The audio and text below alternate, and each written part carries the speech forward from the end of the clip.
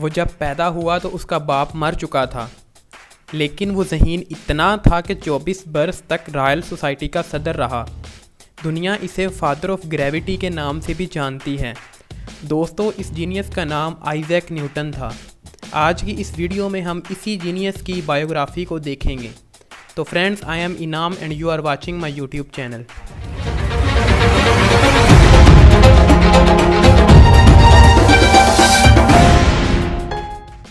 1642 میں کرسمس کے دن Isaac Newton England میں اپنے باپ کے پتھر سے بنے ہوئے گھر یعنی فارم ہاؤس میں پیدا ہوا۔ اس کا باپ اس کے پیدا ہونے سے پہلے ہی مر چکا تھا۔ 19 برس کی عمر میں وہ کیمبرج یونیورسٹی میں داخل ہوا اور جلد ہی علم ریاضی کے ان تمام درجوں اور مسائل سے آگاہ ہو گیا جو اس کے پروفیسر پیش کر سکتے تھے۔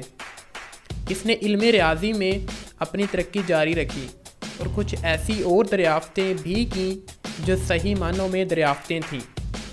کہا جاتا ہے کہ ایک روز نیوٹن اپنے گھر کے باغ میں درخت کے نیچے بیٹھا تھا۔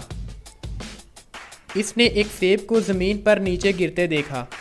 اس پر اس نے سوچنا شروع کر دیا۔ اس نے اپنے آپ سے سوالات کیے کہ سیب اوپر جانے کے بجائے زمین پر کیوں گرا؟ لوگ کہتے ہیں کہ یہ کشش ثقل ہے۔ عین ممکن ہے کہ کشش ثقل صرف زمین پر ہی کار فرما ہو، یا ہو سکتا ہے کہ چاند تک پھیلی ہوئی ہو سکتا ہے یہ کشش ثقل ایک بہت بڑی قوت ہو۔ اس وقت نیوٹن کے قاعدے نے جنم لیا۔ نیوٹن نے جب کشش ثقل پر جدوجہد کی تھی، اس کے تقریباً 20 برس بعد اسے فرانس کے ایک سائنسدان کا خط موصول ہوا جس نے زمین کے متعلق آج تک پیش کیے گئے اعداد و شمار میں شدید غلطیاں ڈھونڈ نکالی تھیں۔ خط استوا آج تک جتنا لمبا سمجھا جاتا تھا وہ اس سے 4000 میل لمبا نکلا۔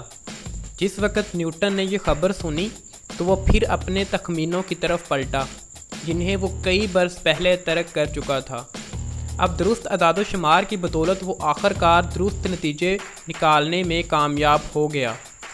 اس کا عزم اور جوش و خروش اچھا تھا، لیکن نیوٹن نے اپنے کاغذات ایک طرف رکھ دیے اور اپنی توجہ دوسرے امور پر کر دی۔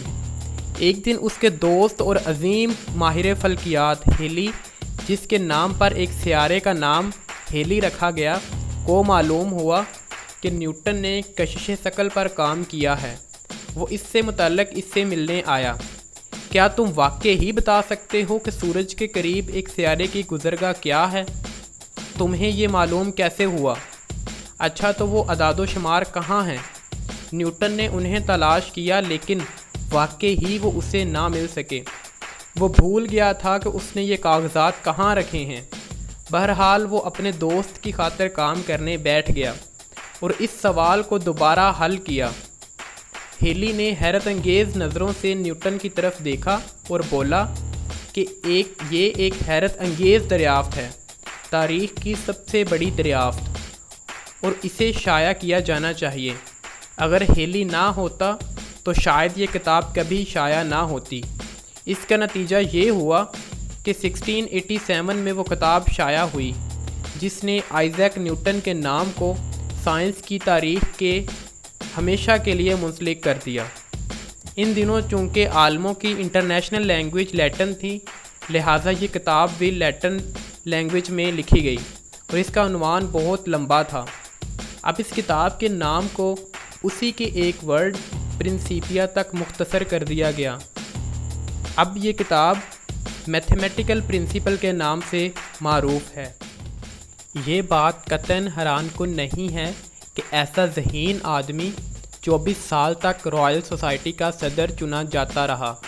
وہ اس عہدے پر اپنی موت تک فائز رہا۔ 1704 میں ملکہ آئیں اور اسے سر کے خطاب کا اعزاز بخشا، اور وہ اس دن سے سر آئزیک نیوٹن ہو گیا۔ 50 برس کی عمر میں موت کا پیغام آنے سے ذرا پہلے، جس وقت ساری دنیا اس کی ذہانت کا احترام کرتی تھی، اس نے یہ الفاظ کہے: میں نہیں جانتا کہ میں دنیا کو کیا نظر آتا ہوں، لیکن میں تو اپنے آپ کو بچہ سمجھتا ہوں جو سمندر کے کنارے کھیل رہا ہو۔ میں کبھی کبھار ناہموار پتھر یا خوبصورت سپی ڈھونڈنے میں مصروف رہا، جبکہ صداقت کا سمندر میرے سامنے موجود ہے اور بڑی حد تک ناقابل دریافت۔